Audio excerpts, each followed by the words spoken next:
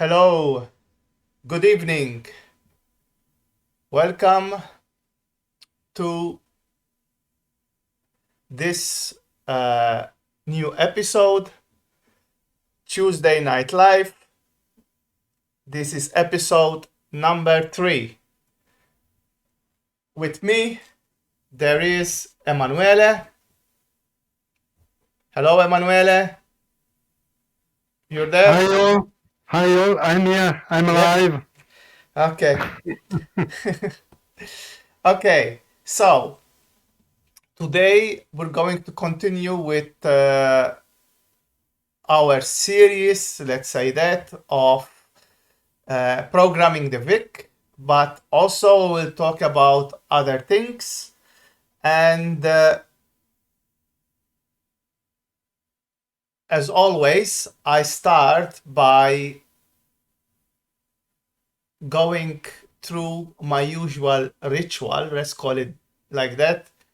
So the usual ritual is please subscribe, like my videos, okay, and those of Retro Programmers Inside.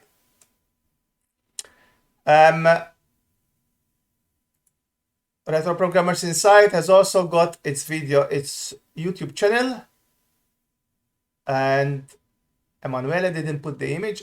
It's there. Anyway, Okay. so I'm here. Retro Programmers Inside also has got its own YouTube channel. Please like and subscribe to the channel. Hello, Proton. Besides that, now you know I have a Facebook page, so please follow my Facebook page. Is where I have everything there.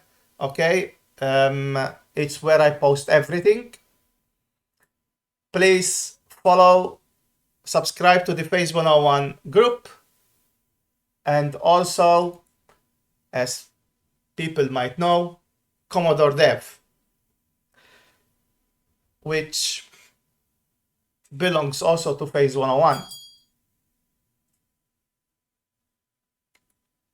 Then, if you want to chat with me, please, although I reply to messages on Facebook, I do take my time, but on Twitch, I see messages more quickly. Let's put it this way. I'm going to skip this. For those that follow the Amiga coding series, there is this page where you can, it has links related to Amiga coding. It should help you. And if you type exclamation mark book page, you should get the link to it.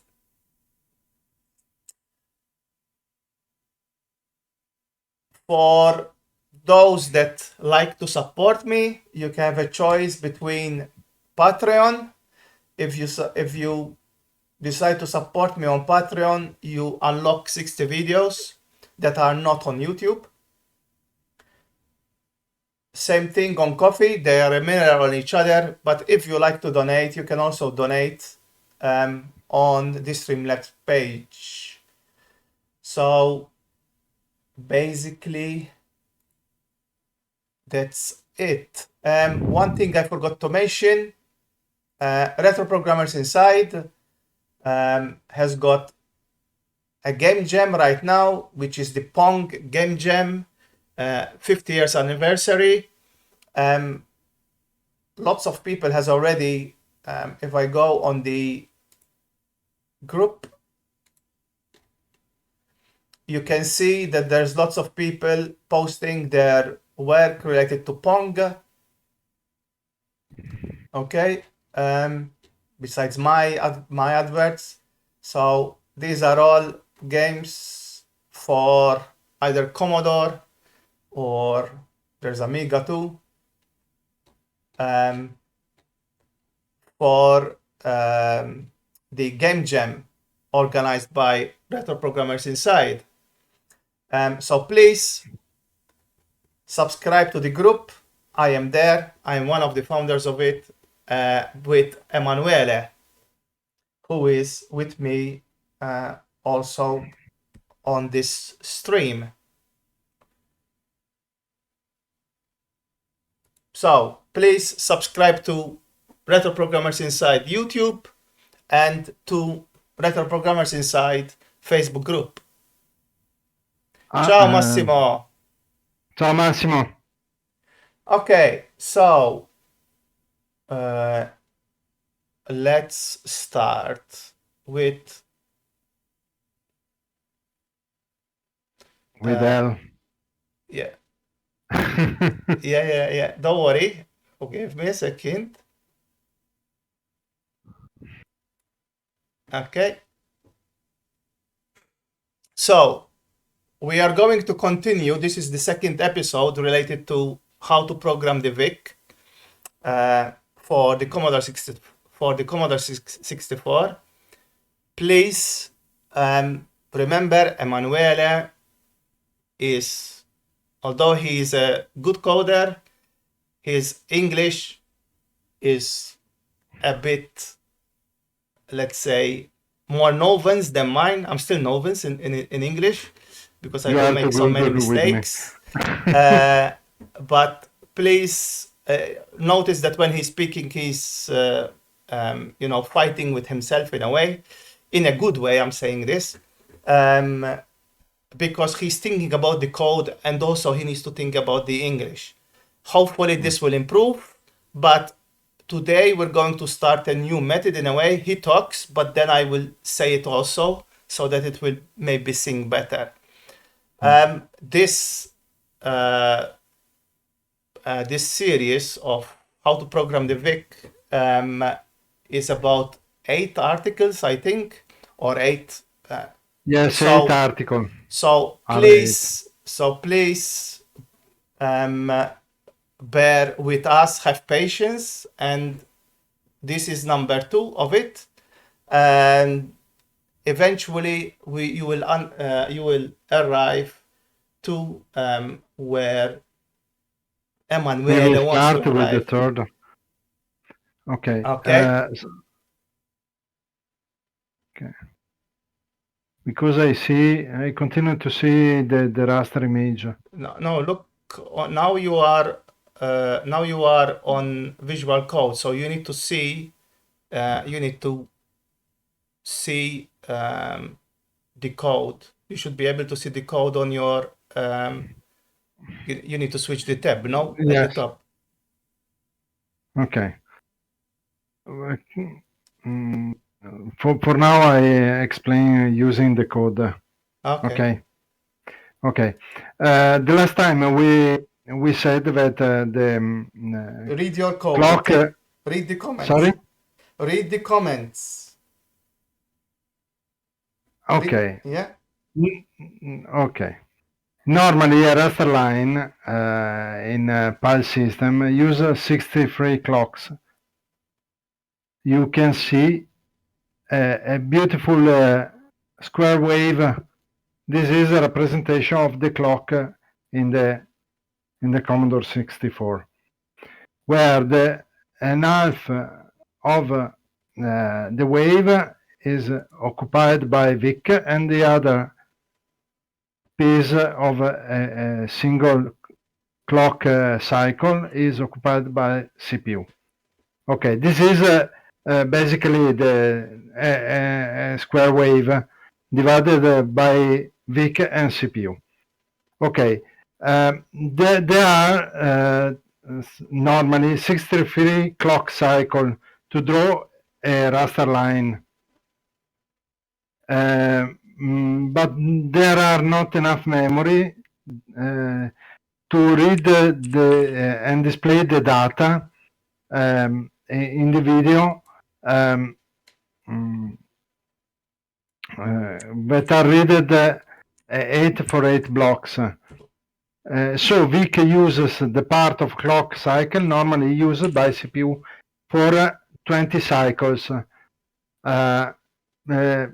this type of line where the Vic steals 40 cycle clock. Ciao Duncan. Continue talking. Ciao Duncan. CPU that steal 40 cycle clock to the CPU are called bad lines. I call it a magic line because these lines are very important. We can see after. Okay. Oh, wait. Oh, Dimmi. thanks for raiding. Welcome raiders from Angolo. Angolo del videogame. Angolo del videogame, ok, sì. Ciao Kit, benvenuti a questo stream. Questo stream è in inglese per dire la verità. So, this stream is in English. We are talking about the Commodore 64 and Emanuele is trying to explain this in English, talking about how to program the Commodore Vic 2 chip. Okay. Welcome to this channel. Normally on Tuesday we always do things related to retro programmers inside Facebook group, but normally I also stream Amiga, which is Friday, Saturday, Sunday, where I do coding related to the Amiga. Okay. Can I? Yeah, you can continue. Okay. Can I continue? The Commodore 64 use these bad lines that are particular lines to read the data that will be displayed to the video.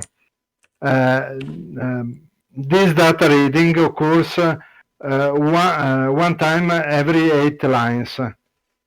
So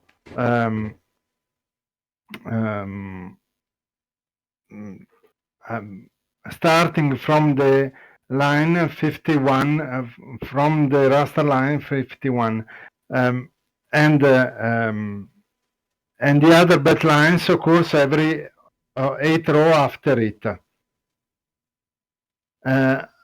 When a bad line occurs, the computer slows down because instead of 63 clock cycle, the CPU have only 23 cycle in PI system, obviously. The fifth bit, the bit 4, the bit number 4 of DO11X is called then display enable is an acronym. This bit is used to switch on and off the text graphic bitmap, and normally it is set. So if you want gain some if you want gain some speed. No, se vuoi far andare più veloce il computer, Some basta speed. metterlo. Yeah, some speed. Okay, speed, sorry. Okay, if you want to gain some speed, you can reset this bit, make something like a calculus that spend more time, and re-enable the bit. This hide the screen. This will be hide the screen and re-display the screen again at the end. Okay.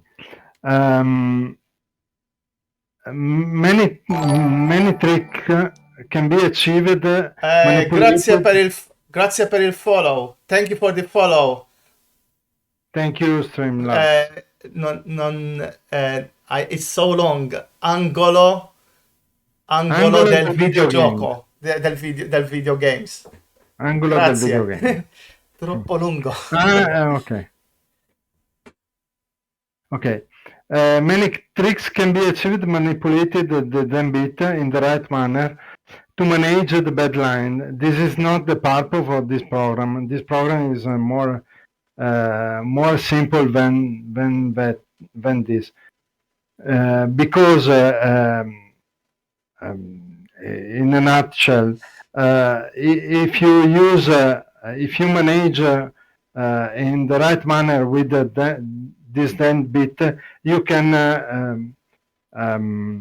move the entire screen in an eyebrow click.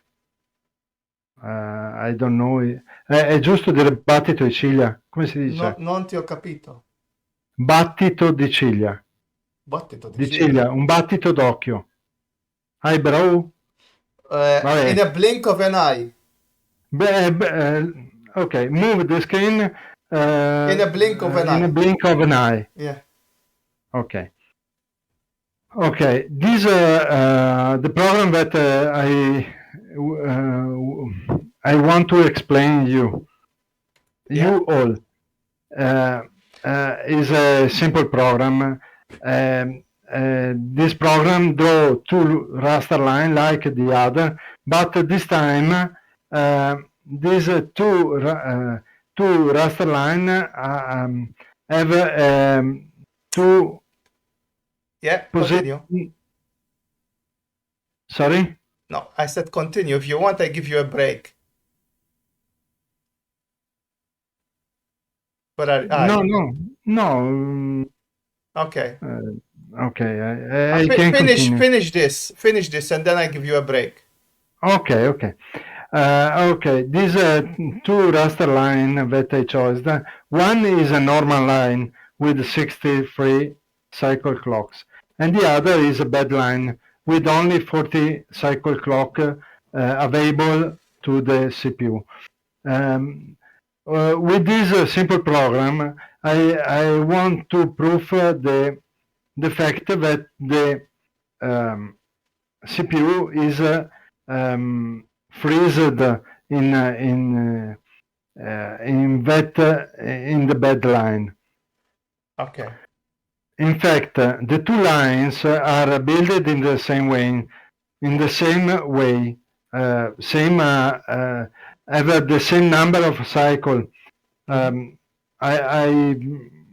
length of two lines are the same. Yeah. Okay. Basically. I'll give you a break. I'll give you a break. Okay. So, Okay. what Emanuele is saying. So I'm going to do a recap so that he can take breath, because it's very tiring for him, as you can see. So, first of all, I'm going to start from this part. What he was saying, that the cycles they are divided into between the VIC and the CPU. Okay, in a nutshell. Okay, I'm not going to go into the detail of that. I think I have found on the internet, I'm not sure if it's this one. So first of all, know how raster lines are drawn on the screen. Okay, they start from the left side, go to the right side, move back, and continue doing like this from left to right. When they arrive at the bottom, they go to the top. Okay, and that is one frame. Okay, so if we have 50 frames, this screen has been drawn 50 frames per second. That's how much it has done. That is what it has done. I'm trying to find out. So this is roughly the same thing. This I would come later. No.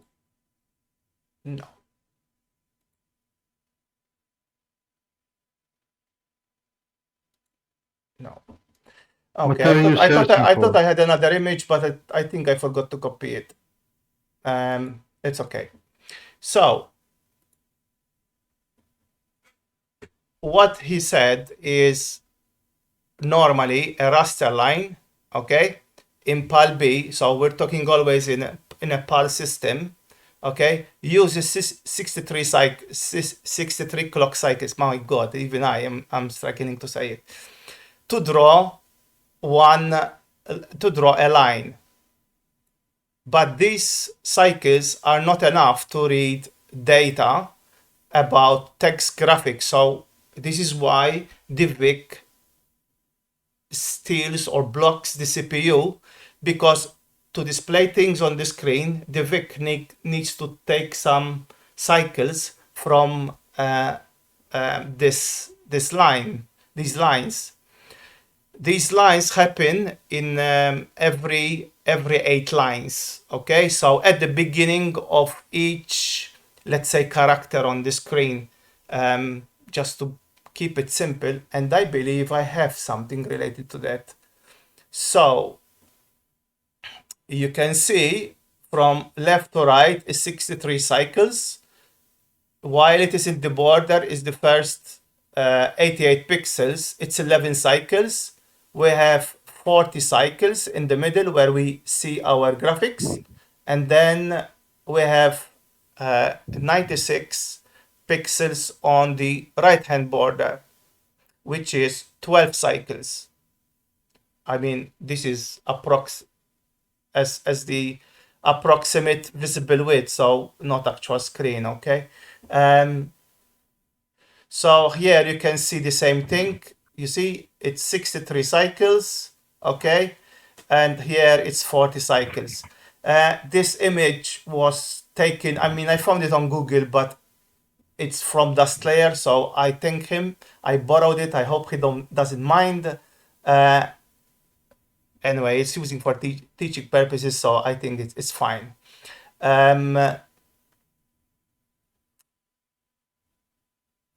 Anyway, so this is on a normal screen, 320 by 200. Okay, as you can see, from the end of the screen to the start, there are 312 lines. Okay, and the width is 504. So that's how much it travels.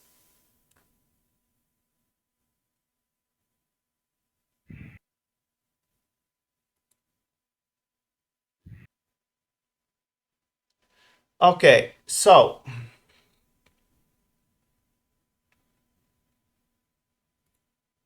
Can I continue? no, I continue. When I arrive where you finish, when I arrive here, you continue, okay? Okay. I'm just giving you break because you need it. No, So you had stopped, so I was stunned. yeah, it's okay. So so the bed lines occur during the first pixel line of each text line to read the character pointer. Okay, so basically, when we draw a line of text on the screen of the Commodore 64, the first line, okay, each character is made of 8 by 8. No, the first line, the top line for the characters to be displayed is used by the Vic and is stealing cycles from the CPU. The first bed line is at line 51. Yes.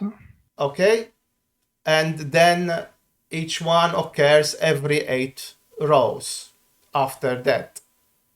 At the end, when a bed line occurs, the computer slows down. Of course, the computer is slowing down when a bed line happens. The bit 4 of DO11 hex is called the DEN bit, acronym for display enable. Okay, this bit is used to switch on and off the screen, basically, or as Emanuele wrote, the text/graphics bitmap, and normally it is set. So when it is out, when it's not drawing in the borders, then it is on. This bit is responsible for bed lines too, okay? And if we reset this bit, no bad lines occur. So in fact, you can switch off the display, okay? And because there are no bad lines, this CPU will be faster in executing your code. I mean, you gain a little bit. Don't think that it's going to fly, but you gain a little bit. This can be useful to execute some calculations that can happen not in real time. So basically, let's say they are happening in the background and you don't need to display anything on the screen while they are happening. Yes. We can set this bit after the calculation to restore the display. So basically, you switch the display off, you do your calculation, and then you display it on. People do it also when I've seen it when you're doing basic stuff, because basic is slow on the C64. So you switch the screen off, do some, I don't know, reading data, let's say, to build the screen, and then you enable the screen again. So it's a trick that is commonly used on the Commodore in Commodore Basic. Basically, when you reset the then all become border. Sorry, say it again. Basically, when you reset the then bit, Yeah. the border all become border. Ah, yes. When you switch it on, everything becomes like the border. Yeah. So Yes. there are many tricks that can be achieved manipulating this then bit in the right manner to manage the bad lines.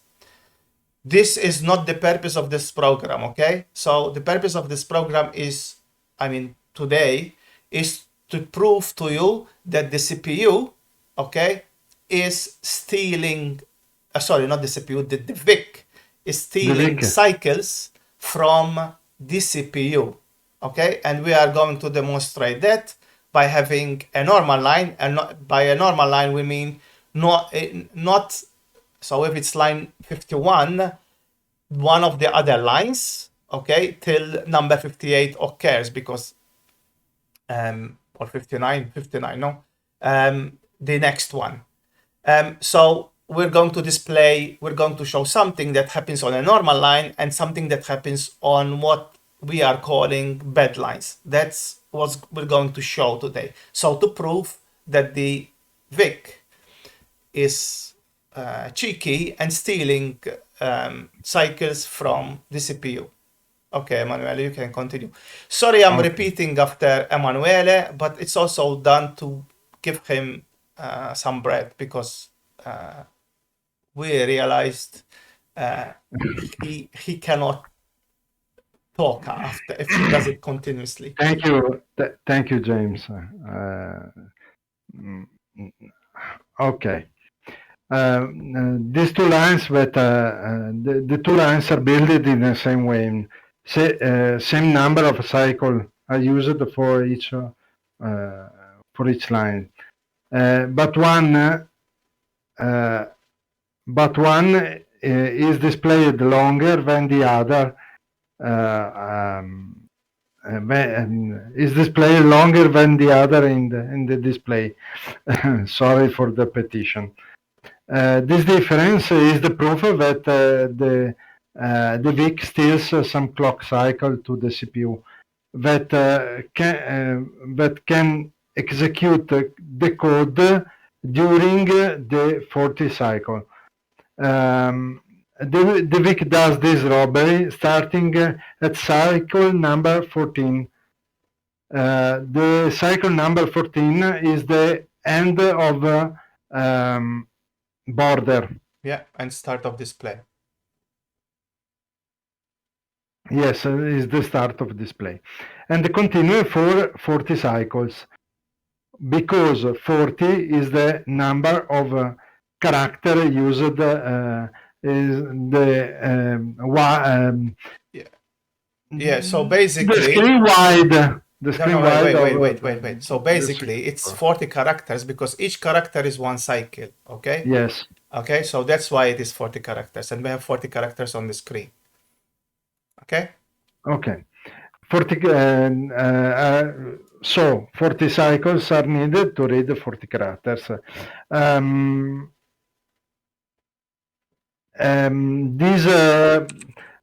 These characters are read to the first line of as read in the bed line, and the other 7 line are follows without no stealing. Okay. The bed line is longer because the CPU is freezed. Vabbè, okay. I said yet this. Okay. The annotation is that the lines shown in this program, like the other, are not stable again due to the nature of this program. To have a stable raster line, a more precise technique is needed, and we will use this technique In future articles, in future more in episodes. advance. Yeah. So, okay, I'm going to give you a break again. Okay. So, Okay. the two lines are built. So what we are going to display now, we're going to display two lines on the screen, one on the bed line and one not. They are going to be, the code draws them, the same code, we're going to use the same code to draw them on the screen. But you will see a difference between what is the one that is on the bed line and the one that is not on the bed line. This difference is proof that the Vic steals some clock cycles to the CPU. The Vic does this robbery, okay, in inverted commas, starting at cycle number 14 in the bed line. So when the border ends, okay, and the start of display happens, is cycle 14 in a bed line, and continues for 40 cycles. Okay, as I said earlier, it is one cycle is per character.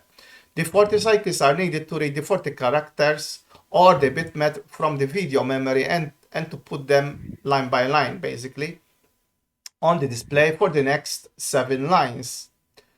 The bed line is longer, okay, so it takes longer to execute because the CPU is freezed in these 40 cycles, so it can't execute any code. So when, of course, the Vic chip is doing its work, being cheeky, okay, the CPU has to wait. And of course, it's not executing any code, so that's when it slows down because it has to wait for the Vic to be to finish. The lines shown aren't stable, okay, so although you're going to see the difference, the lines are not stable lines, what is called a stable line. This will be shown to you how to get stable lines in future episode of this series. It's called Journey with the Vic. It's a series of 8 articles, okay, written by Emanuele, okay, and please note also that every episode we share the code for every episode. So if you go to the previous 2 episodes, episode 1 and number 2, there's a link under my video where you can get the code for, if you look under the comments of the video, because some people don't, but if you look there, you will find the link to go and get the code for each episode. There is also other stuff that I share, but yeah, the code is there. Okay, so Emanuele has finished doing the reading this part, okay, and we're going to start talking about the code. So, Okay. Emanuele, in your hands again. Thank you, James. Okay. Here I define Constants. some constant like like in the other programs, like the border color register is a Vic register too, DO20X. The background color register DO21X is of the Vic2. The raster register that contains the raster counter first byte. The control register one that is DO11X that we use to count the raster line over the 255 line. Yeah, from 0 to 255. Yes. Beyond the 255 Yeah. raster lines. Yeah. Sorry. I defined a mask to read the DO11, but I suspect that is an unused. Anyway, this is a mask to read the Yes. bit It's okay. 7 of the DO11. Okay. Here are the constant for that defines the lines that we will use in the program. The line 218, that is a normal raster line. I call it without fantasy raster normal. The 235 is a bed line raster that I call a raster bed, and I defined another constant that is the lower border, is the last line of the border. No, is the last line of the display before the first line of the border. Sorry. Okay. The program starts here. The first thing I do is setting the background color to the black. Okay. Loading the accumulator with the 0, that is the code for the black color, and store it to the background color register that we say that I show before here. Yeah. Okay. I'm going to stop you a bit, Emanuele. So, guys, I'm trying to reach 250. For 50 of subscribers. So if you're following and you haven't clicked that follow button, please click the follow button. It does help. I'm just going to explain what Emanuele just said in terms of constants. So the first two are the registers used for the border color and for the background color. Then we have the two registers for the raster line. One is from, remember we have the 8-bit, okay, bit 8, because the screen can go from 0, not to 255, but from 0 to 312, okay, or 3111, something like that. So we need the 8-bit to be able to show that. I'm saying 8-bit because I start from 0, okay? Yes. If you start from 1, you say the 9th bit, just to be clear. And the mask, Emanuele has noted that this is not used probably in this program, but actually is used in the next programs. I mean, number 3 uses this for sure. And then we have the definition of our raster lines, where they're going to happen. The first one is a normal raster line, okay, which is not a bed line. Then we have the one that is on the bed line, and this one, okay, is the last line on the screen. It's used for syncing basically. So this is not really something that you're going to see, okay? This But is not a bad line. yeah, There is an error in the comment. yeah. Okay. So Copy and paste is yeah, it's okay. is bad in Yeah. these cases. So the last one is only for syncing basically with the frame. That Yes, is all. yes, yes. Okay. Is to simulate the blank Yes, the event. vertical blank. We need to sync with the vertical blank. So Okay. I'm just going to move the screen again and let Emanuele explain till number 2. So Emanuele, stop here, okay? Stop clear. Sorry. Uh, I I indicated to don't you when you want understand. to when I need you to stop, Okay. okay? Okay. Okay.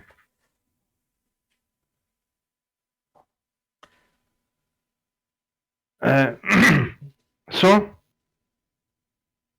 Yeah, continue. Okay. Continue. I Sorry. indicated to you, so don't So explain sorry.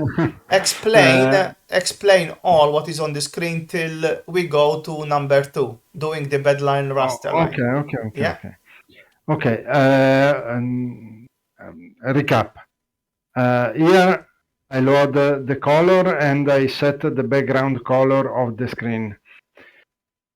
So I load the raster line counter that I want to show in the accumulator at the beginning of a loop. Okay, and here I'm awaiting for raster counter to reach the raster normal. For example, if the raster is in the 2050, here I load 2070. Okay, this line, 18, non 17, sorry, and I compare this value with the raster line. This value is I chose this value because the 218 can be can be formed in the raster without control the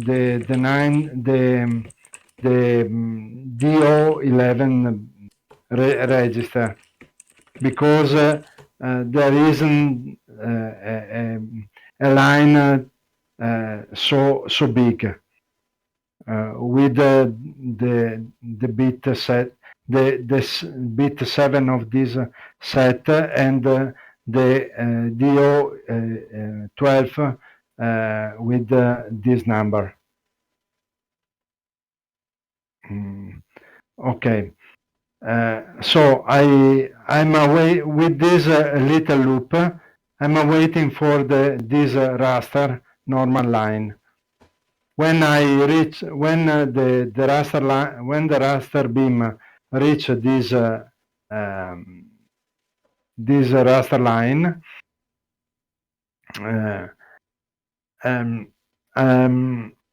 I change the background color. This raster line is on is on the background So basically we have the color black, okay? And if you do an increment after black, we get white, no? So we have the yes, background set to black, and when he arrives on that raster and changes the color, increment the background color by 1, we get white. And Yes. so we see the line in white. Okay. Continue, Emanuele. Okay. I changed the line in white, so the raster bin begin to display the white line. Here I wait for 2 cycles for every NOP opcode. So there are 2, 4, 6, and 8 cycles, a total of 8 cycles, where the raster beam draw on white. So I made another. I decrementing The background. the background color to come back to the black. Mhm. So this with this opcode occupy other 2 cycles. So the raster line is await for 10 cycles in total. Mhm. Okay. So, before I recap what he said, I'm going to, because I realized we made a mistake. That is my mistake, not my Manuele's mistake. I should have shown you, okay, the code, the execution, what we are trying to achieve. So, what we have here, okay, I can make it bigger. Okay. Are you showing the? Yeah, yeah. Okay. So this one, okay, this one is the normal one.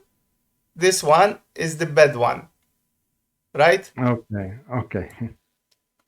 The bad one is basically the longer. Yes, exactly. The bad one is the longer. Yeah.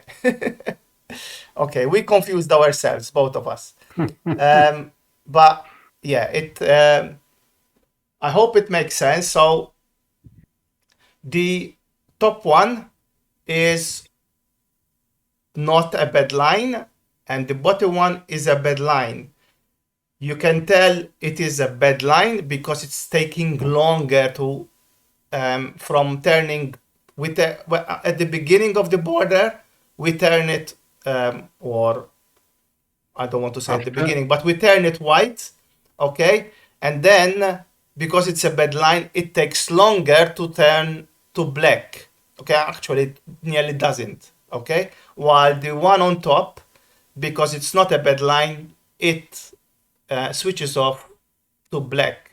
So the execution is shorter with the same code. That's what we are trying to show here. Okay. Yes. So I hope we didn't confuse you more, but it was confusion between us both. So the first thing he does, actually, let me do one thing so that we can, let me see if I managed to do this. Yeah. Okay. So the top part, the first 2 lines, I cannot click on it, but it's here. Okay, I'm indicating with the mouse. Okay, we are changing the background to black. Okay, then these 3 lines, okay, we set the raster to normal.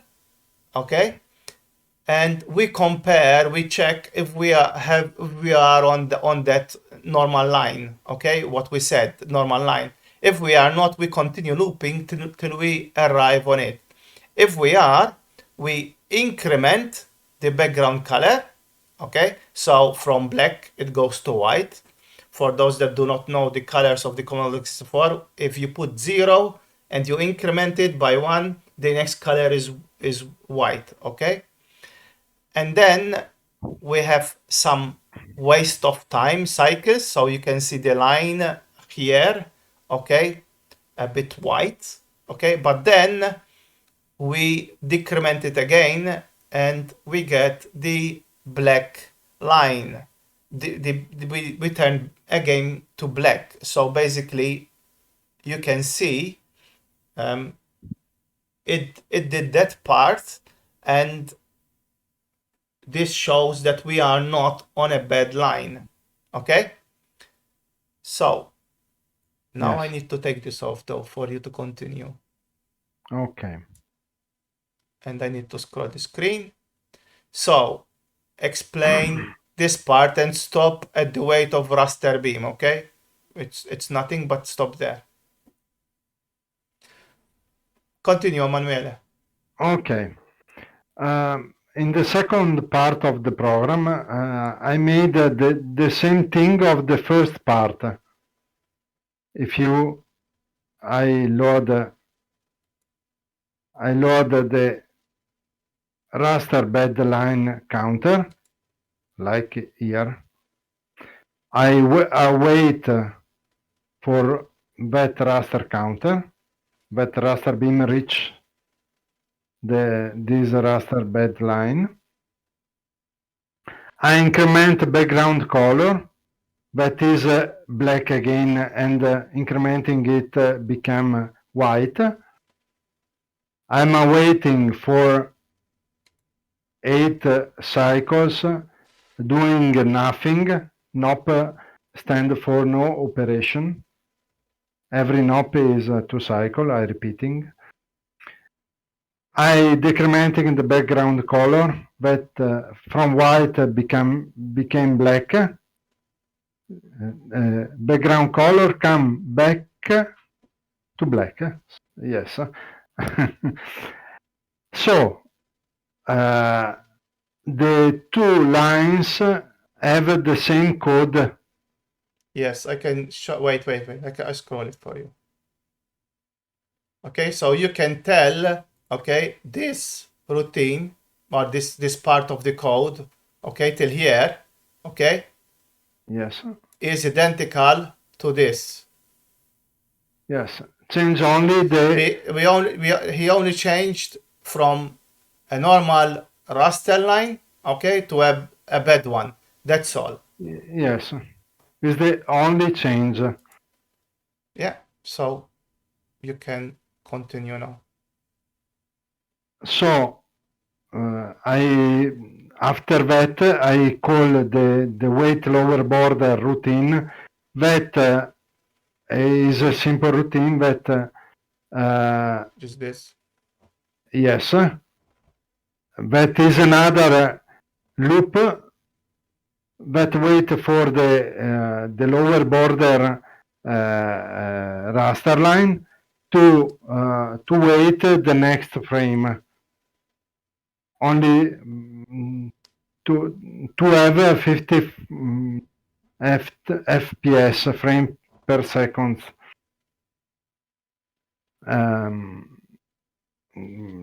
And after all, I jump to the next. So basically, he will loop again. Basically, okay. Yes.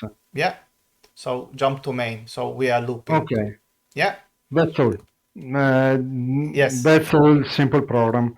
So yeah. So I'm just going to repeat it. But so as he said, these two, okay, are identical. Okay, these two routines, this one and this one now here, are identical. Okay, all we are doing is changing from normal raster, which is this one, to a bad one. I mean raster line. Okay, but the code remains the same. Okay, and you can tell now, okay, that we are on a bad line because let me make it big.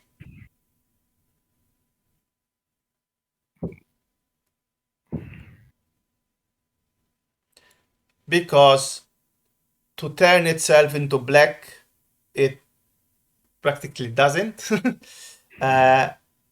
because it's on a bad line. The other part, okay, so I'm just going to put this on a side for now. You can try to eliminate some NOP. Yeah, give me a second. This part, okay, is just waiting for a frame. Okay, he's waiting at the bottom of the screen to be able to sync the frames. Okay, we can increase, let's say, the no ops. So let's make this, for example, longer. Okay, in white. So let's double it. Or decreasing it. No, let's double it. Okay. Sorry, not here. Not here. The other one. Okay, only the normal one. Yes. Okay. Yeah. So now, if I run it,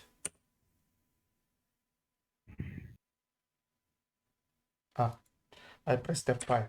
I need to press F6. You can tell now, you see, the normal line is longer because we are wasting more time. Okay, we have increased more cycles.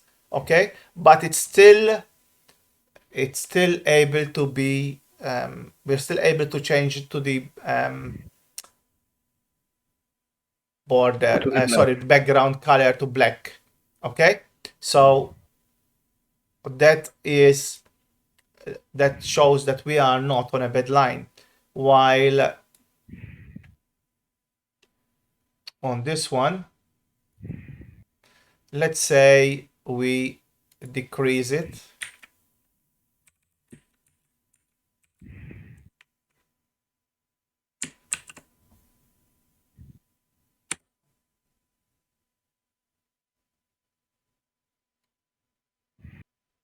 And notice we are still seeing the same thing. I did save it now just to be sure. Okay, so the Vic still wants those 40 cycles. Even though we decreased the number of wait cycles, let's put it this way. So I hope this is helpful for those that like to code for the Commodore 64.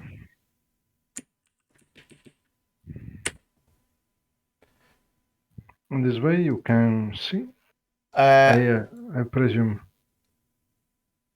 So now I removed all the delay and you can see that the line is still there. So that shows that the 40 cycles are always present, and because of that the line will always be white because we are on a bad, not black, we are on a bad line. Perché ci posizioniamo su quella linea troppo tardi. Sorry, per quello, can you repeat? When we reach the bad line, the cycle where we begin the color change is too near too near the end of the border. So all 40 cycles are hit by Vic, and there is no way to eliminate the line. So in fact, if you say for some frame there is it disappear.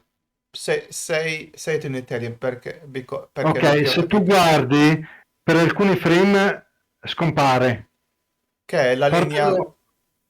Esatto, portalo a 10 fps. Slow down device. No. La CPU, se lo metto più lento. Yes, yes. Okay. Okay. So you can see, okay, the raster line. 10%. Yeah, 10%. now the CPU is working at a slower speed.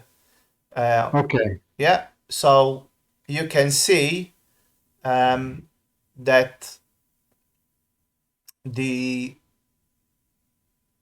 our normal line is still taking roughly the same space. I mean, it's not a stable raster, so that increment stuff will still happen, but in bed line, the bed line is there, but sometimes because of the slowness you don't see it. Occurs too earlier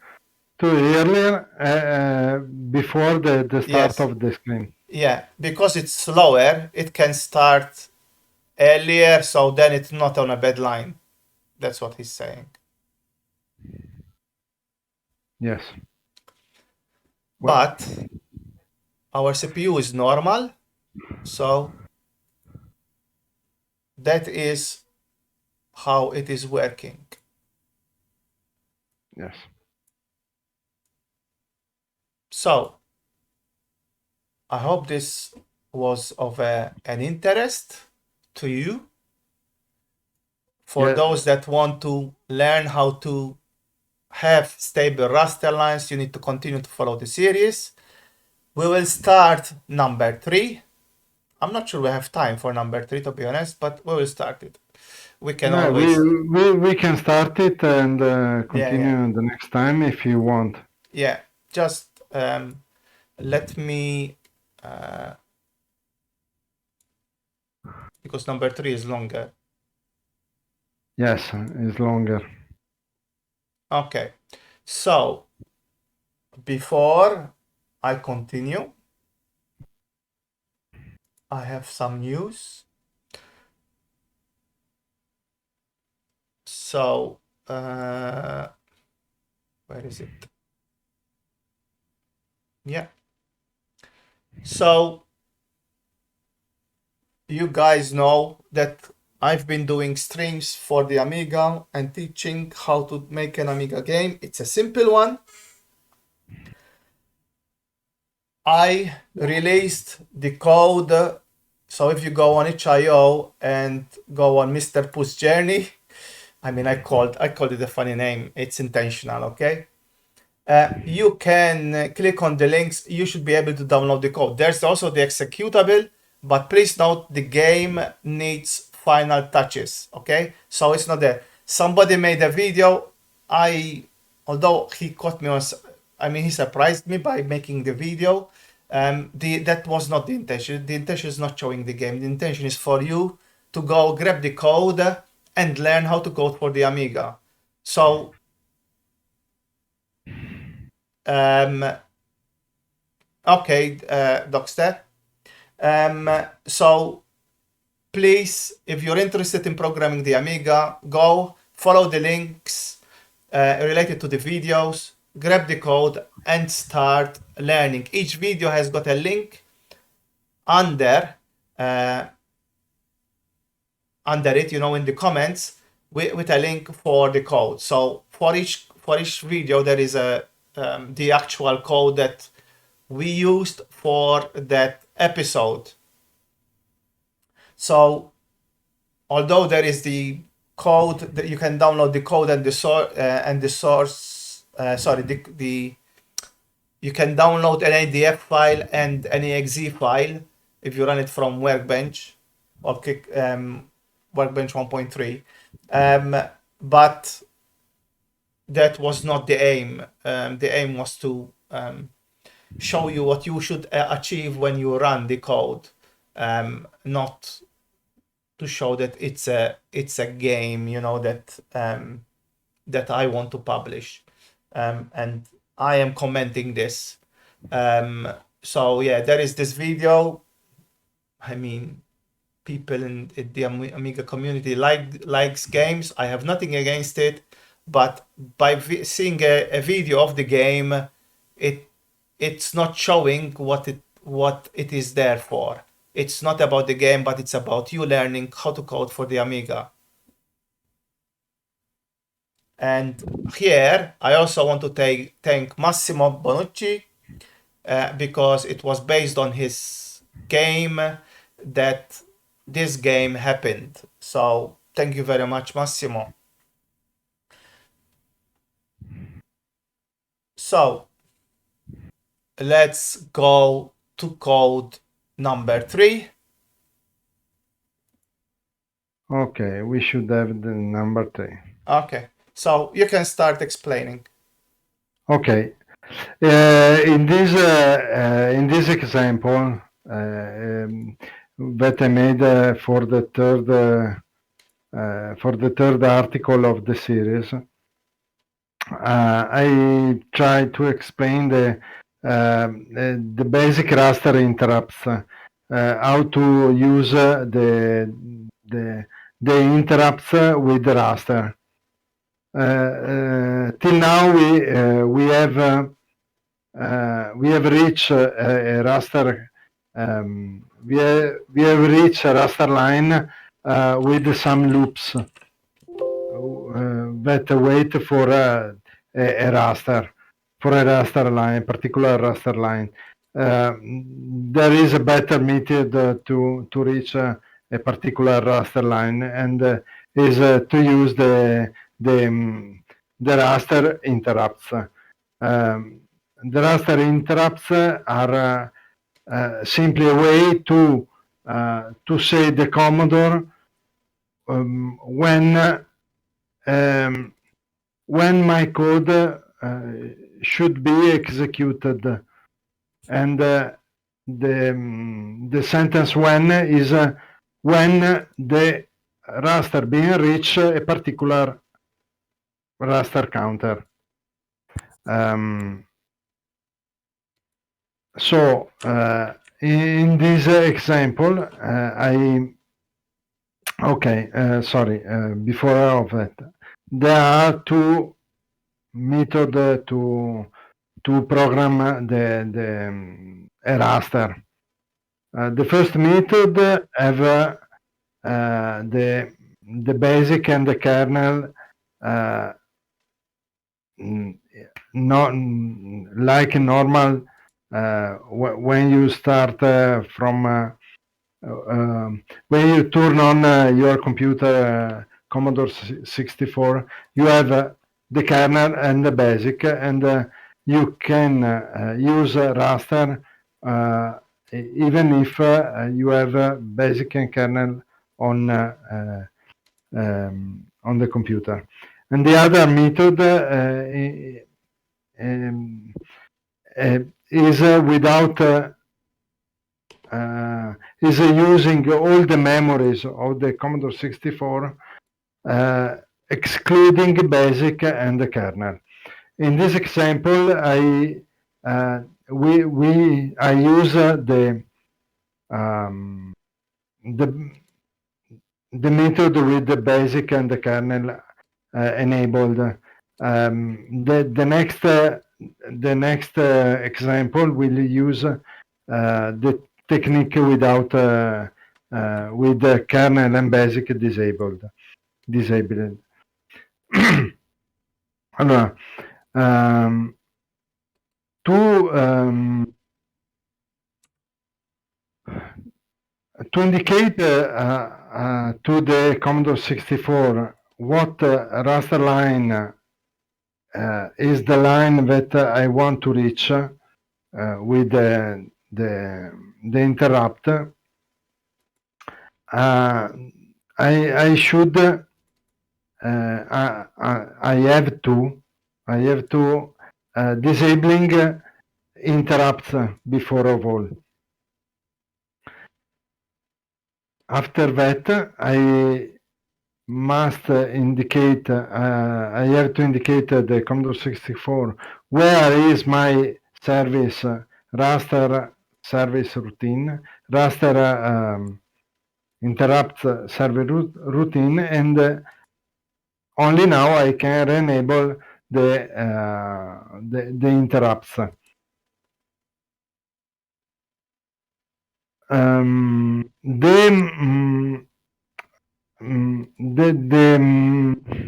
The Commodore 64 call normally okay, I starting again. When you turn on your Commodore 64, the Commodore 64 execute continuously some things like reading keyboard, like showing display, like waiting for joystick or light pen.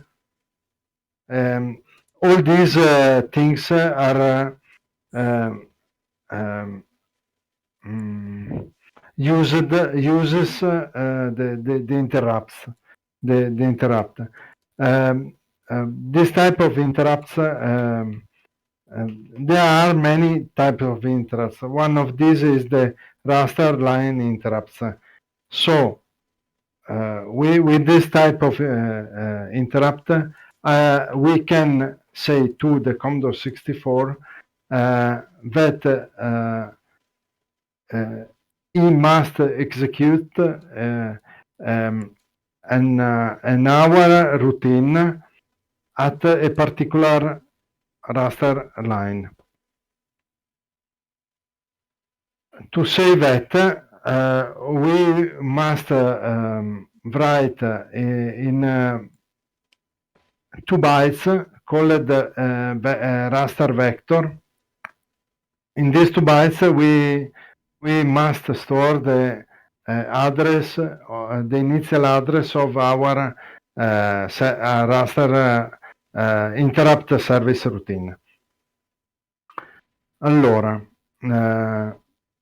now I read. The vector of the interrupt ending is read starting from the memory location FFFE and FFFF. These 2 bytes contain the interrupt ending handling address that normally Commodore 64 uses. Unfortunately, that area used by kernel ROM. I remember you that we have kernel enabled, so these 2 bytes are not writable. So it's impossible to modify the vector. Bien read only area. Okay. In a normal interrupt handling, a jump is made to a vector 314, 315 x, and this area is writable.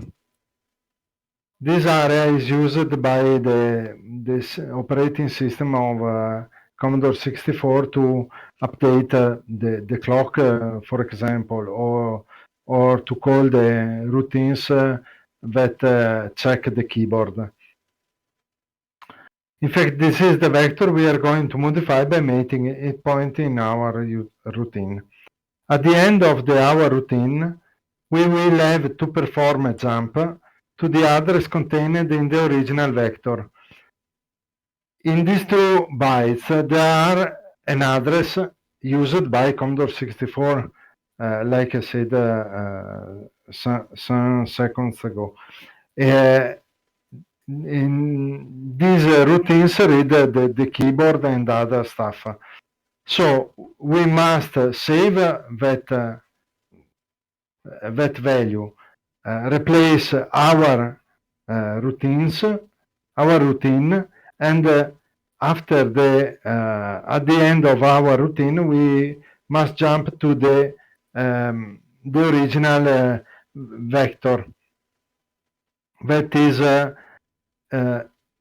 A, B, C, D. EA? E1. Okay. Okay. Oh, there is another one, but we see later. Okay. Attention. Stop With this here, method. Emanuele. Stop. Don't start this part, okay? Do till Okay. here. Okay? Okay. Okay. We have to say that with this type of here cool setting, here interrupt setting, we don't have worry about to saving the values of the value register like A, X, and Y, or status register before and after our raster service routine, because all is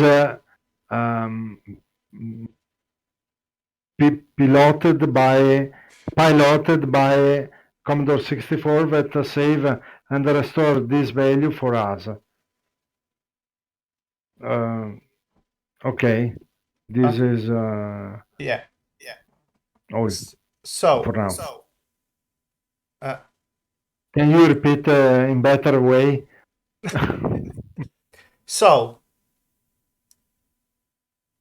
I'm going to explain this part that Emanuele just explained, but I'm just going to say it so that also it gets into your head. This is how you set interrupts on the Commodore 64. Let's say that. I don't want to specify more, but this is a good way of doing things.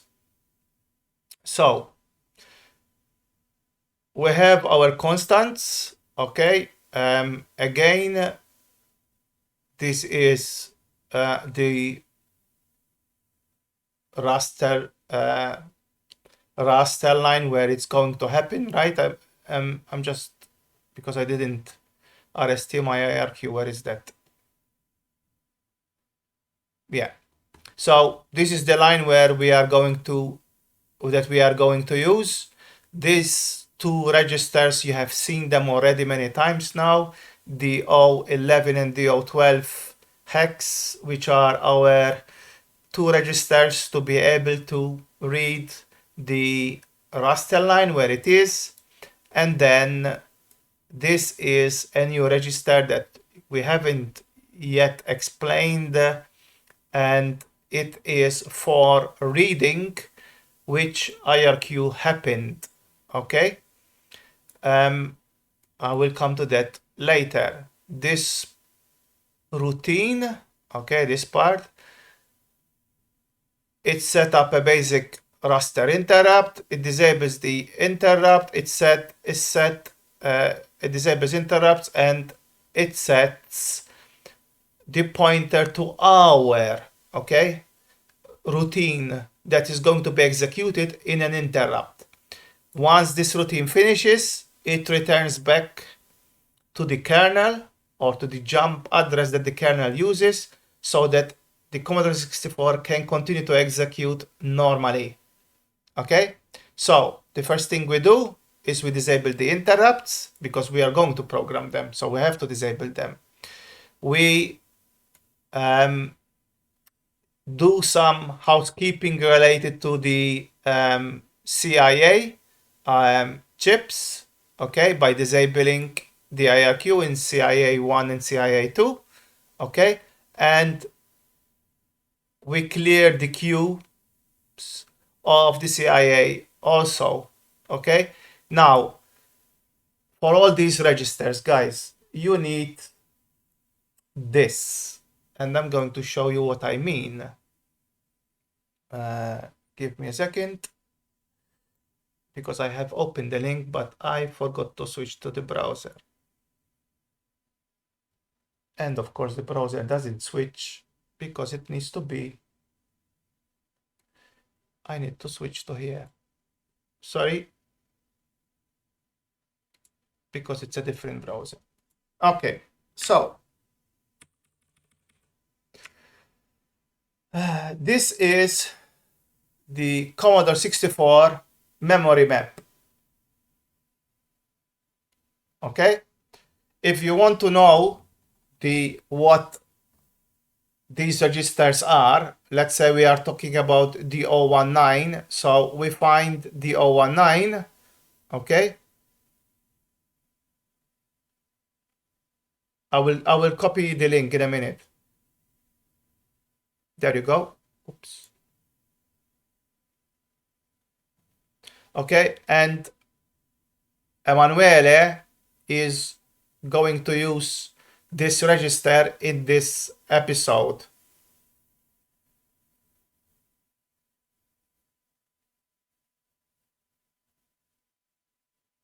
That is for clearing, Dockster.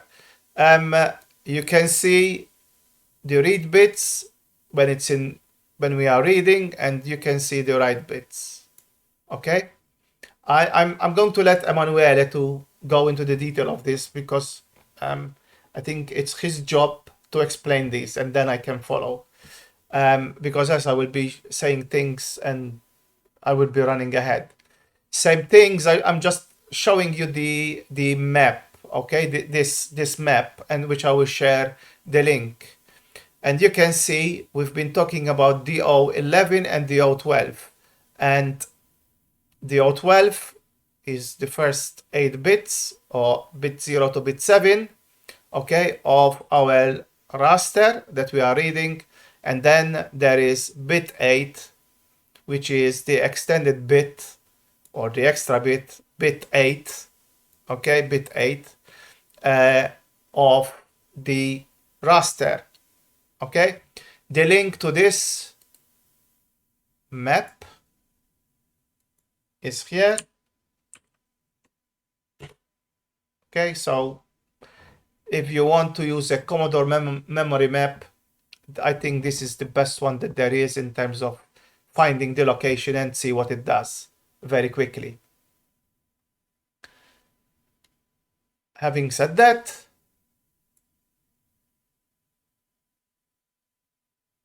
after Emanuele sets these things, Dockster, to answer you, one is disabling, one is clearing the queue, because it could be that when you are disabling, there was one in the queue.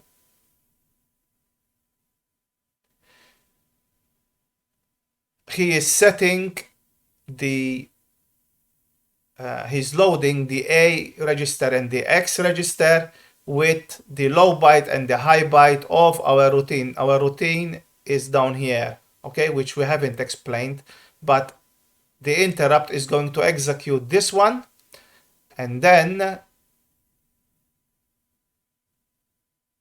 as our interrupt. So we are loading these values into A and X and storing them into the vector address 314315. I'm going to read this part.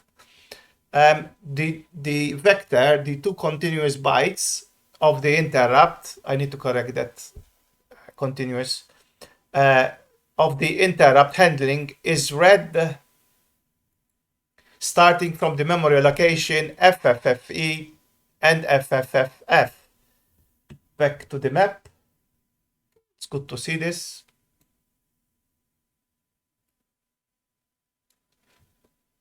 We are talking about the last 2 bytes in the memory map of the Commodore 64, okay?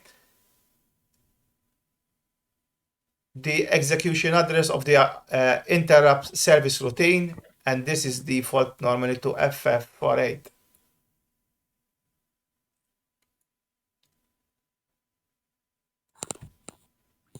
So, where was I? These 2 bytes contain the interrupt handling address, the address that I just gave you. Manuele, no scroll. Sorry. Yeah, well, actually, I should have not let you to scroll. You follow me now. Yes. Unfortunately, the area is used by the kernel, so that address is where the kernel is. So we cannot really write there. It will not see it. I mean, to be honest, we can write there, but we need to switch the things on. But if we have basic and we want basic, you don't do that. Okay, so I don't want to confuse you. Just think that we cannot write there right now. In future articles we'll explain that part too. Unfortunately, that area is used by the kernel ROM, so it's impossible to modify that vector, being a read-only area. And I've put a note, this is not Emanuela but me. Note only if the kernel is on, because you can switch the kernel off and then it becomes readable. But for now, assume it is on. In a normal interrupt handling, a jump is made to vector. Okay, so that service routine jumps to here or checks these two locations, and this area is writable. We can write to it. So basically it reads the values from here. And this is writable. In fact, this is the vector we are going to modify by making it a point to our routine. At the end of our routine, we will have to perform a jump to the address contained in the original vector. So basically, what our routine will do, so we have pointed it, okay, so these 2 bytes that are going to be stored here, we pointed it to our routine. So the interrupt service is going to jump to our routine, but then at the end of our routine, we need to return back, okay? And at the end of our routine, we will have to perform a jump to the address contained in the original vector, which is this address. Okay, so we need, since the kernel is enabled, of course, there is more comments at the bottom, but for now, let's say that. Attention, we don't have to worry about saving the value of the registers as they are restored once our routine is called. This has already been done for us by the normal interrupt handling routine. I need to correct some English here, but you should be able to get the gist of it. Okay, so before we tell Emanuele to continue talking, I'm going to give him some more breath. Dockster, I hope you are in the chat. Guys, this is... Dockster, are you in the chat?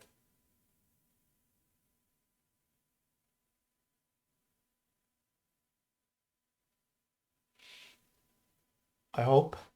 I haven't run it, okay? So I hope it runs. Yeah, okay, cool. So as soon as I release the mouse button, it will continue executing. So Dockster, while I was coding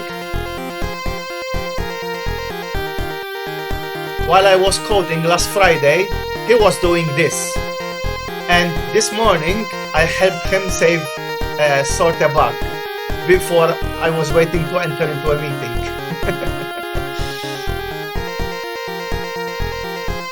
But yeah, and this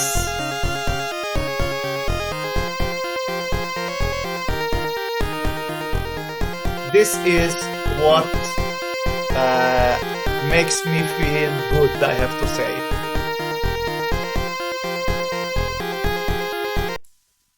Oops, ignore that error. Okay, sorry, Dockster, that was not intentional. We can do that to hide it before I run it again. So you knew about the exit. I think I have a clue why it is happening, and it is related to the play routine. But I will explain to you in the chat.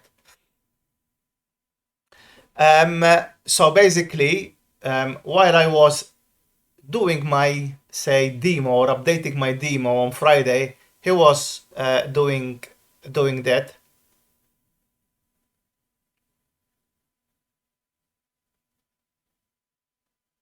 Like I said, great. I mean, there's an I missing there. Hello, Fraxin. Um, Hi, Fraxon. so basically, this is what I like to see or what motivates me. Guys, I have my bad days like anyone else. Sometimes I do not want to stream. But when I see these things, it motivates me and I do appreciate all this. For me, it's the best present that you can give me by using my work or doing something thanks to what I did. Um, because I want the Amiga community and the Commodore community to grow. That's my aim. That's why I like to do these teaching series so that we have more games to have fun with on our childhood machines. Let's put it this way. So I'm going to run it again. So like that, and I need to select the floppy, I guess, because it's not default.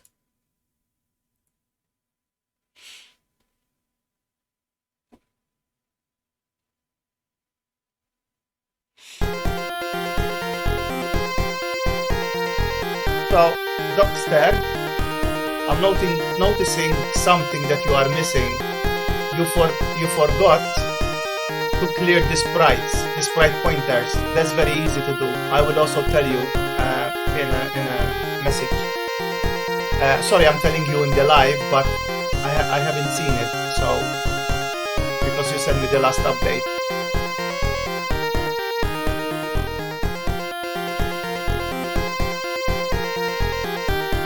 Yeah, exactly.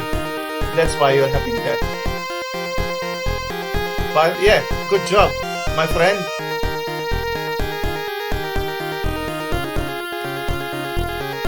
So that was Amiga, not Commodore 64, and somebody that makes me proud seeing what he did. Oops. Everything vanished from my screen. So I hope you're still seeing what I was seeing. No, that's my fault. My fault. My fault. I minimized everything by mistake. But now you should be able to see everything. Okay, so let's open the browser again. Okay, Emanuele, you can explain the last bit of the this part of the code. Okay. We have disabling the interrupt, clearing various interrupt on the CIA. Where are we arrived here, Emanuele? Okay, yes. Yes, I'm arriving. And I'm recapping a little. Okay. A little recapping. We are setting the ERQ vector, low byte and high byte of our interrupt routine, my ERQ. I named my ERQ. So here we said to the raster. Raster is the DO12 X Vic register responsible to the raster count. Setting it, I'm saying I want to say to the Vic that the next interrupt, the next time that the raster beam reach this raster counter, this value of the raster counter, he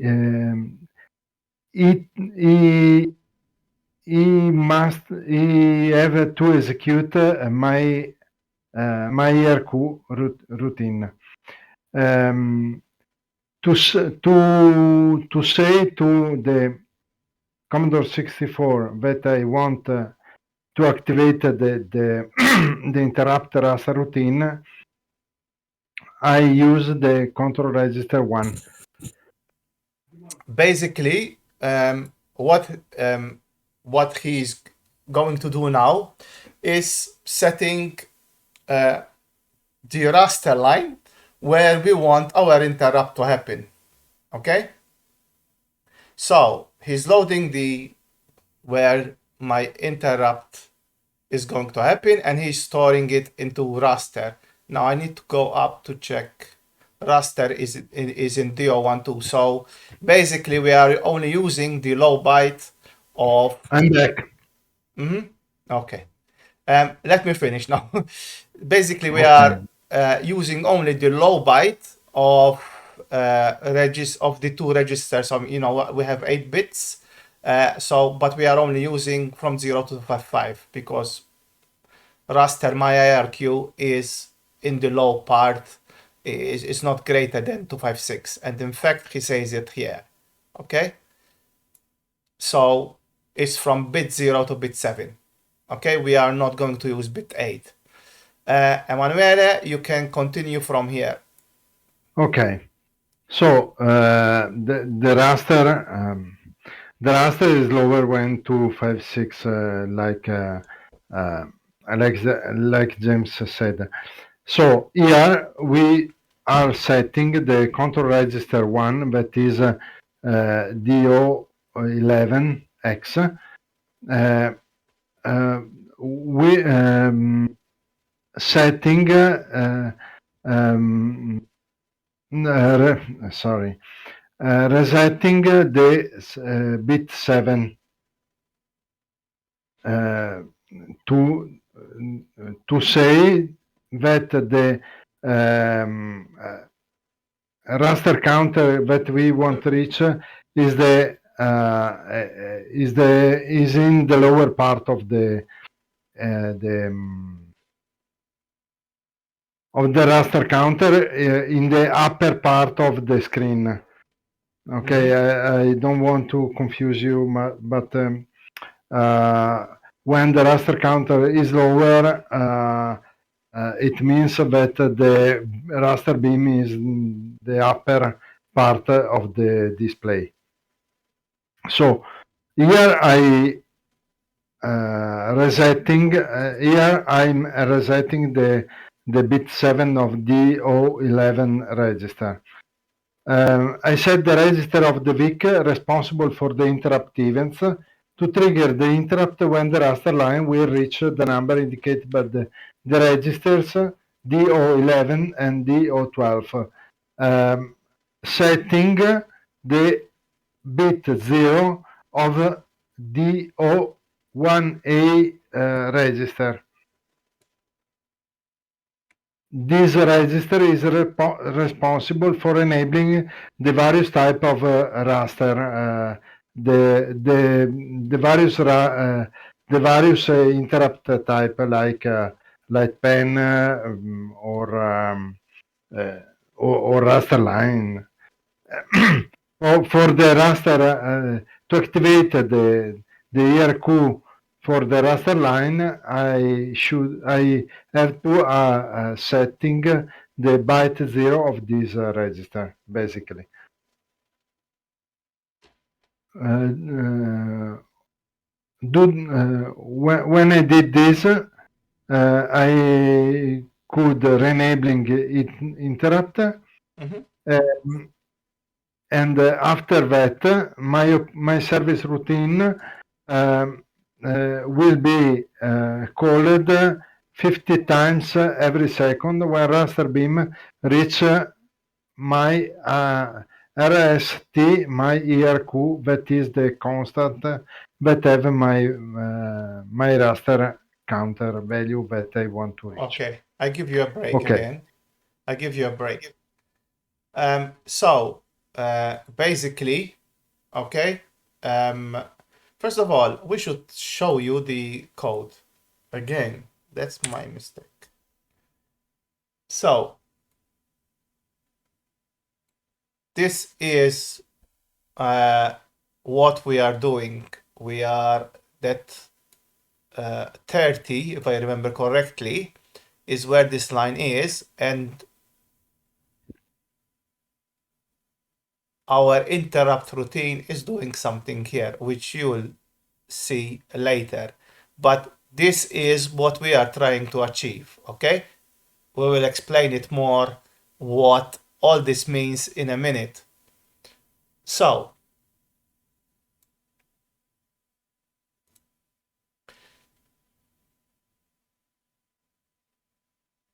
the control register, and I have to bring it back.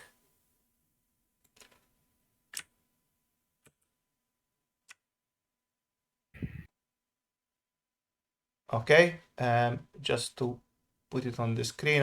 I hope it's readable more. Yeah, I hope it's readable like that. So the control register is DO19, okay? He is ending clearing bit 7. And notice what it says, okay? It's an event or more events that may generate an interrupt. So when this bit is on, an interrupt has happened, okay? So he's clearing it to make sure that there are no interrupts happening right now.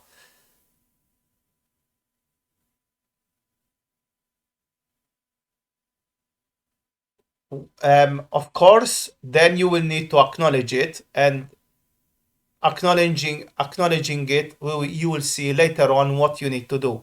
But for now, he is setting this bit, or clearing this bit, sorry, making sure that this bit is cleared. Remember, the interrupts are disabled, so we need to clear it before we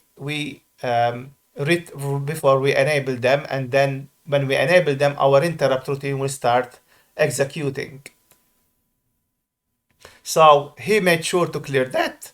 Then he is activating and the mask, so DO1A.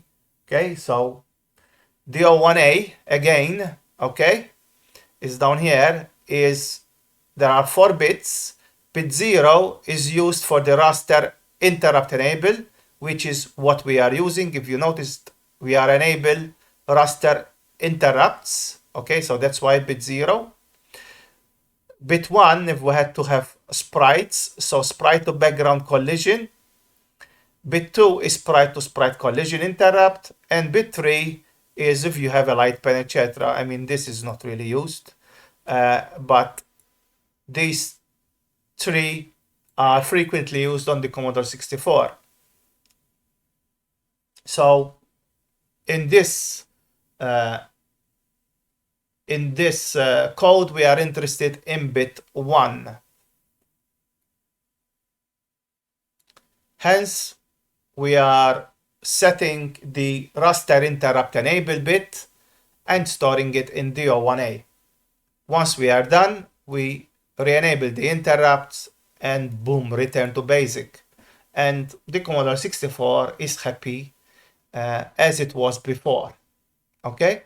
But with our routine being executed.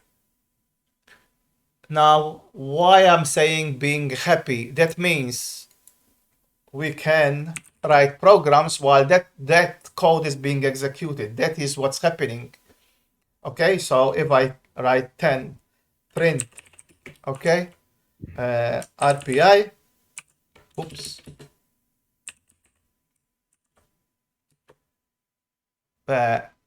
Emanuele, Jamie? it should have not done that, to be honest. No, it's my fault, I think. 20. Oh.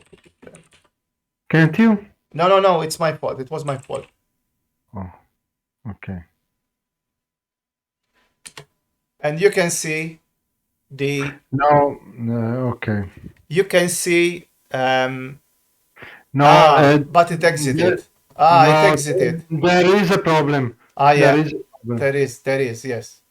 Okay. because because converting the program to the for the kick assembler, I used the basic part of memory. Okay. Oh, yeah. Uh, Ah, yeah, okay. to demonstrate what do you Wait. First of all, we have an echo, and okay. so you are close either to the monitor. So basically, this is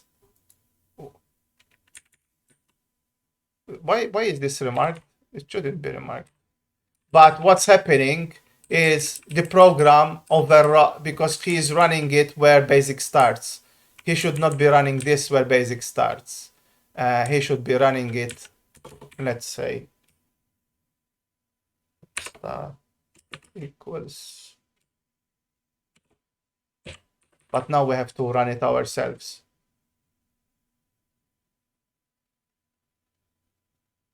And we will still have a problem.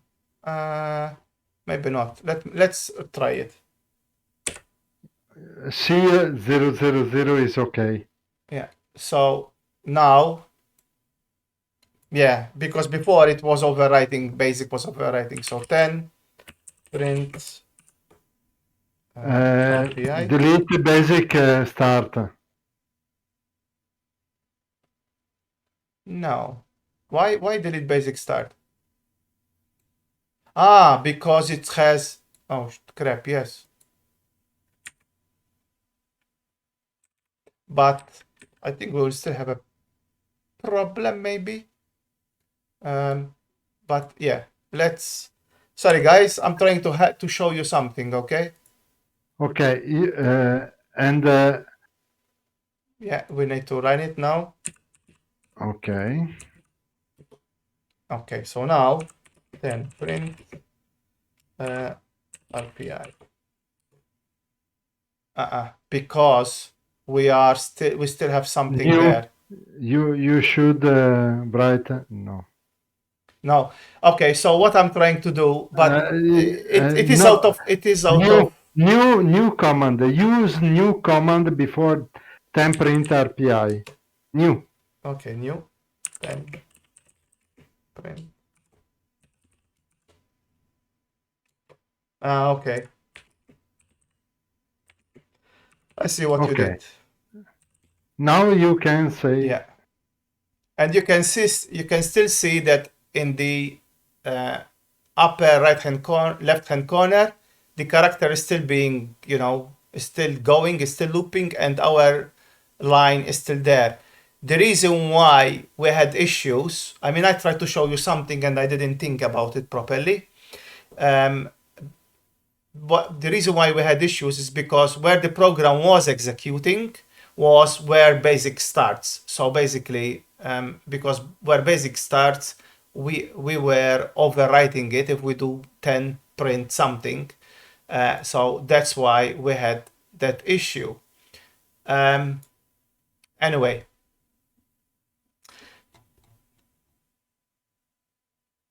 so now that we have our interrupt set and we have set up our interrupt to happen, as you saw it's continuously happening, but we are in basic.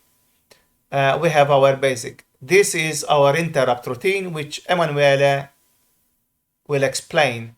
Our interrupt routine is only few instructions, okay? So it will not take us long to describe it. more notes than instructions. Yeah. Okay, There are so Emanuele, continue to explain. okay. The raster interrupt service routine is very simple, even if you see many lines, but are all nodes. Yeah. First of all, I change the border color because my raster line will be in the upper border, like we said. So I wait for cycle with no operation and I return back to the previous border color. At the end, we have a line, a dancing line, because there is no stabilization again.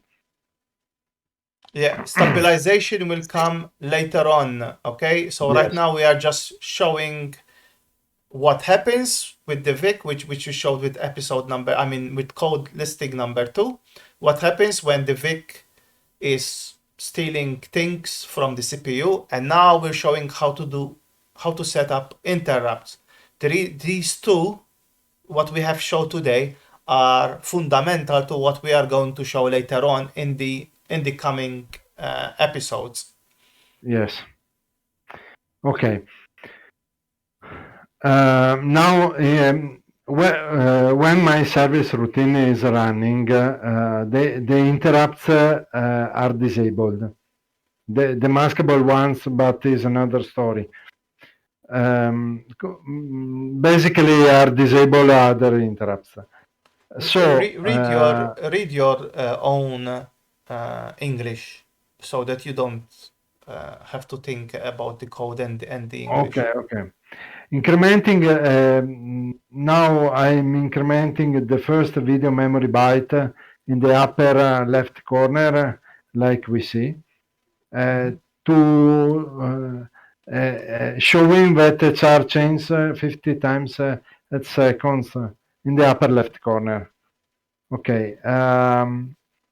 Now we use the DO19 interrupt register that indicates which interrupt was triggered. In this case, we are sure that is raster, so we shouldn't check for what interrupt is occurred.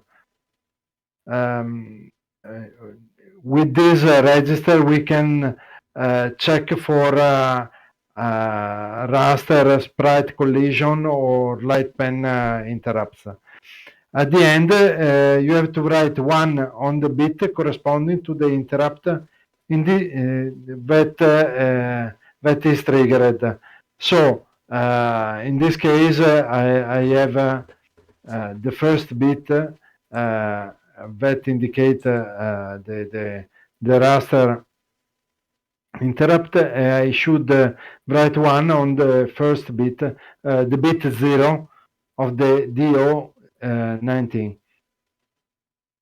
But we use this simple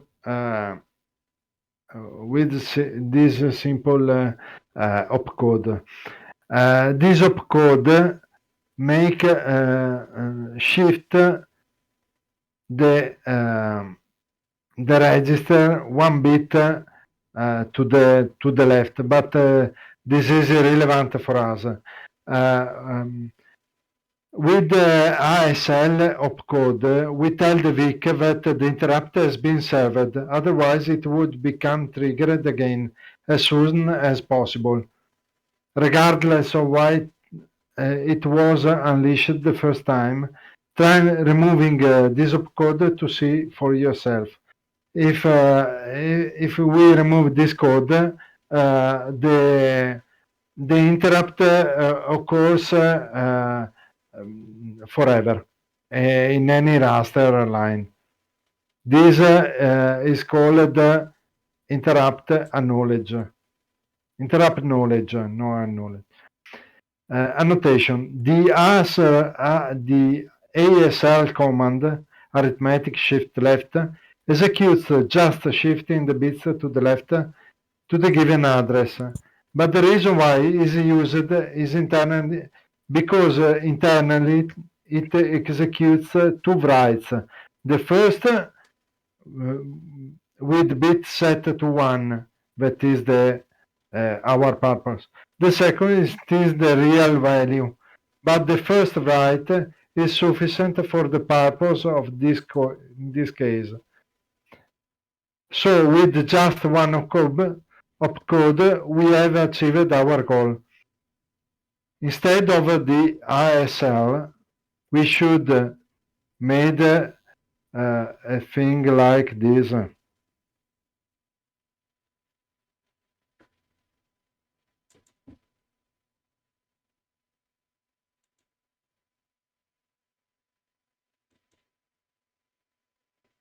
Okay. For our purpose, this opcode is equivalent to these two opcodes. Is faster and uh,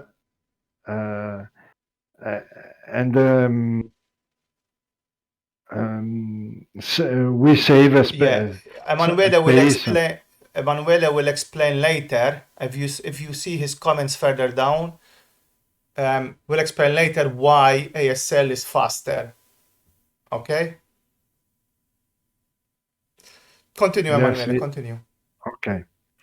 The last thing that I made in my interrupt service routine is the jump to the original. Yeah, but you skipped the. Why you are browsing? No, because it was hidden. No, you couldn't not see it, so I moved the screen so that people can see it. Are you kidding me? No, what happened? No, sorry. Okay, the last opcode is a jump to the original to the original vector of the Commodore 64, the AI31. Jump to the normal management routine of the Commodore 64, so as to keep the system operation and I want to be able to interact with it. Alternatively, this is the other vector that we cited before. We can use the opcode jump IA81, which unlike jump IA31 avoids all keyboard scan operation. So if you want make what James made in the example with writing 2 line of code, you should jump E831, else you can jump E881. Okay, so Okay. have you finished or Yes, I finished this Okay. this section. Okay, so this is our interrupt routine. Now I have to take control. Okay, and basically what he's doing here, I mean, the first part is this line up here is changing color. So we increment, okay, when the interrupt happens, we increment the zero, the O to O, which is our border color. We create some loop, some nothing to do, no up, and then we set it back. And you can see that is taking that amount of time for it to happen. But it's happening in the border, and so like that, it's our interrupt. The other thing that we are doing is incrementing the first location, which is here, okay, where the mouse pointer is. Incrementing that location by printing the characters there, basically. While our interrupt routine is executed 50 frames per second. So besides that, we need to acknowledge the interrupt. To acknowledge the interrupt, the best way is to use ASL, but you can also use what Emanuele said, these two instructions, but this is faster. Okay, why is it faster?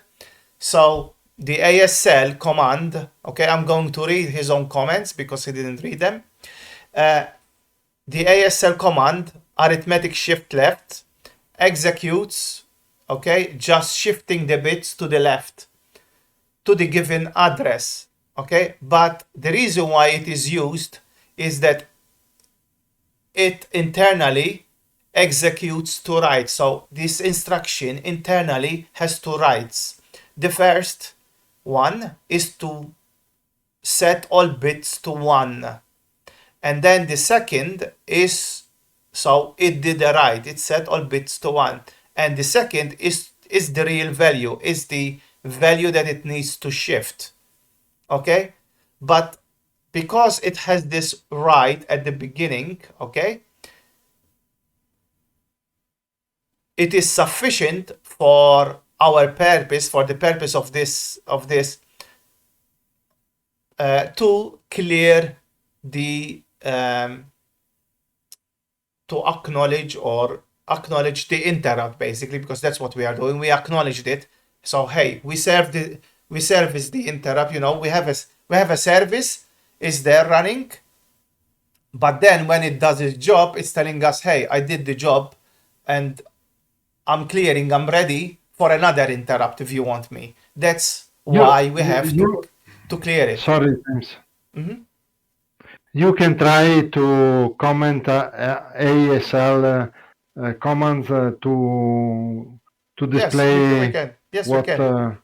Yeah, we will. Okay, then what happened? Then when we cleared the interrupt, so we acknowledge the interrupt, we jump back, we return back to the OS. Now, you can either jump back to the OS using EA31, okay, as he's saying here, or you can jump back using EA81, okay? So, EA31, okay, involves our keyboard and all that stuff, while the other one doesn't, okay?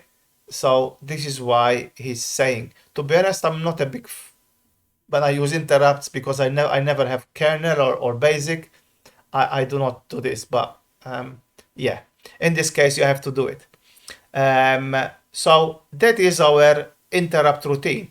As Emanuele said, I can comment this out and show you this and close the our device and run it again. And now, because we have moved it where it is, we have to execute it. And as you see, it's still doing the same thing. Okay, so that this instruction, okay, these two instructions are equivalent to what ASL is doing, because it's faster, because you know you want your interrupt to take the less time possible, you use ASL. Remove all. Try to remove all to display if we what remove happened. all, we'll have an issue.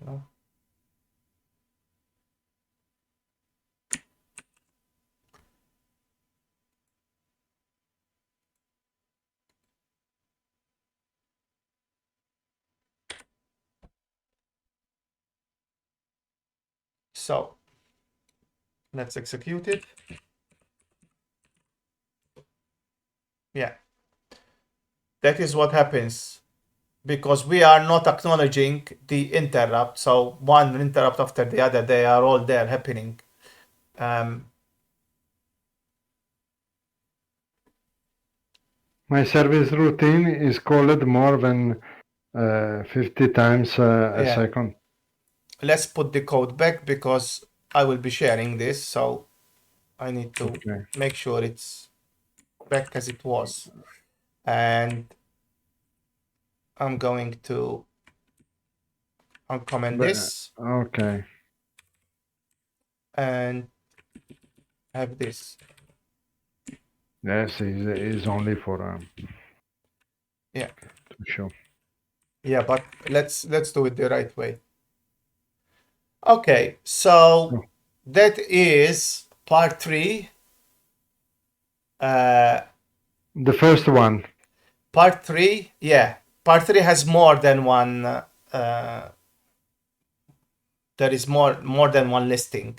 This is the first part of part 3. Let's put it this way. So we did part 2, and we started part 3, and we did listing 1. Okay. Next week we will continue with our journey using the Vic. Till we finish all the series of Emanuele.